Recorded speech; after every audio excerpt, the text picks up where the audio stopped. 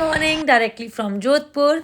सो आज था हमारा डे 3 और हम जाने वाले थे बहुत ही इंटरेस्टिंग सी जगह। बट उससे पहले हम उठे, एज़ यूजुअल हम लेट थे। जल्दी से हम अपने ब्रेकफास्ट के लिए गए, फिर वहाँ से रेडी होके we headed towards Osian desert. So basically Osian desert is a part of Thar desert. तो हम वहाँ जा रहे थे। वहाँ का रास्ता कुछ अराउंड 60 किलोमीटर्स था हमारे होटल से। तो हमने वहाँ से डायरेक्ट हमने कैब करी and then we headed towards Osian desert. और बीच रास्ते में मैं सो गई थी क्योंकि मैं बहुत ही ज़्यादा टायर्ड थी और रास्ता भी हमारा काफ़ी दूर था। हमें जाने में ऑलमोस्ट 2 आवर्स लगे। बीच में जो रास्ता स्टार्ट हुआ हमें पता लग चुका था कि अब हमारे डेजर्ट एरिया जो है वो बहुत पास है, क्योंकि मिट्टी जो थी वो उड़ना स्टार्ट हो गई थी। पर हमने अपने सफ़र को बहुत इन्जॉय किया और हमें ब्यूटीफुल सा सन भी दिख रहा था और हमें बहुत ज़्यादा जल्दी पहुंचना था, क्योंकि अगर हम थोड़ा सा भी लेट होते तो हम अपनी सफारी को मिस करते। लेकिन हमारे जो ड्राइवर भैया थे वो इतने ही बढ़िया थे कि उन्होंने बहुत तेज़ गाड़ी चलाई और उन्होंने फाइनली हमें पहुंचाया हमारे कैंप में, जो कि बहुत ही ब्यूटीफुल सी एक लोकेशन थी जो बिल्कुल मुझे लाल किला की वाइब्स दे रही थी। फिर हम अपने कैंप में पहुंचे, हमने अपनी कार को पार्क किया और हम निकल पड़े अपनी सफारी के लिए। और जो व्यू था that was very beautiful. Basically जब मैंने इसको देखा तो वो मुझे डेजर्ट एरिया कम और लाल किला वाइब ज़्यादा दे रहा था। बट इट्स ओके, मेरा खुद का एजम्पशन है, मैं कुछ भी सोच सकती हूँ। फिर हम गए अपनी लोकेशन पे, हमने उसको देखा एंड देन वो हमें भैया लेके गए सफारी की तरफ और उन्होंने हमें कहा कि हमें बहुत जल्दी चलना चाहिए, क्योंकि अगर हम थोड़ा सा भी लेट हुए तो हम अपनी सफारी को मिस कर सकते हैं, क्योंकि ऑलरेडी जो सन था वो सेट होने वाला था। और जब मैं वहाँ पहुँची, जहाँ जहाँ तक मेरी नज़र जा रही थी वहाँ वहाँ तक सिर्फ और सिर्फ मुझे डेजर्ट ही दिखाई दे रहा था। Finally with lots of struggle we reach to ocean.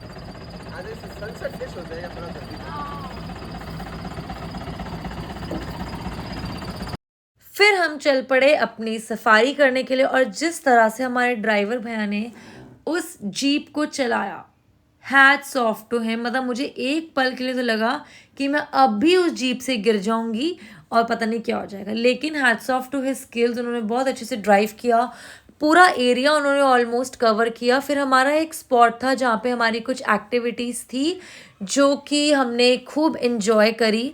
और आप मेरे फेशियल एक्सप्रेशंस देख सकते हो कि मुझे सफारी करते हुए कितना डर लगा था। तो जो हमारा एक्टिविटी स्पॉट था वहाँ पे हमारी कैमल राइड थी और कुछ एक दो एक्टिविटीज़ और थी। और मैं लाइफ में फ़र्स्ट टाइम कैमल के ऊपर बैठी थी और वो इतना डरावना एक्सपीरियंस था। जिस तरह से कैमल चलता है, oh my God that was so scary. लेकिन तरुण ने बहुत अच्छे से इन्जॉय करे अपनी कैमल राइड। मैंने रिकॉर्ड करने का कोशिश किया और मैंने कर भी पाई। तरुण बहुत अच्छे से इन्जॉय कर रहा था। फिर फाइनली सनसेट हो गया और उसके बाद हम जाने वाले थे अपने कल्चरल प्रोग्राम के लिए। Then we headed towards our resort जहाँ पे हमारा कल्चरल प्रोग्राम स्टार्ट होने वाला। Now I am back from my safari and now it's time for cultural programme and this is how I look. Super tired और मेरे बाल ऐसे हो गए कि बस पूछो मत। इतनी मिट्टी but still I am looking fresh. Now I am going to enjoy cultural programme. See you.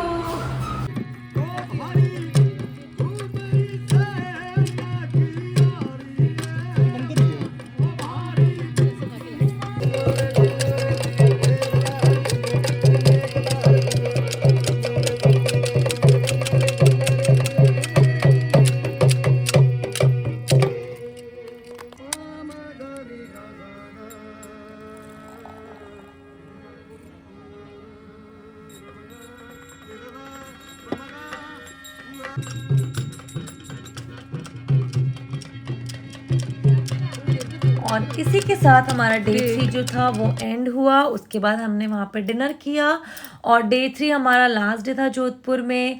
और हमने अपना जोधपुर का ट्रिप बहुत अच्छे से एंजॉय किया। हमें काफ़ी मज़ा आया, बहुत अच्छी चीज़ें हमें एक्सप्लोर करने को मिली।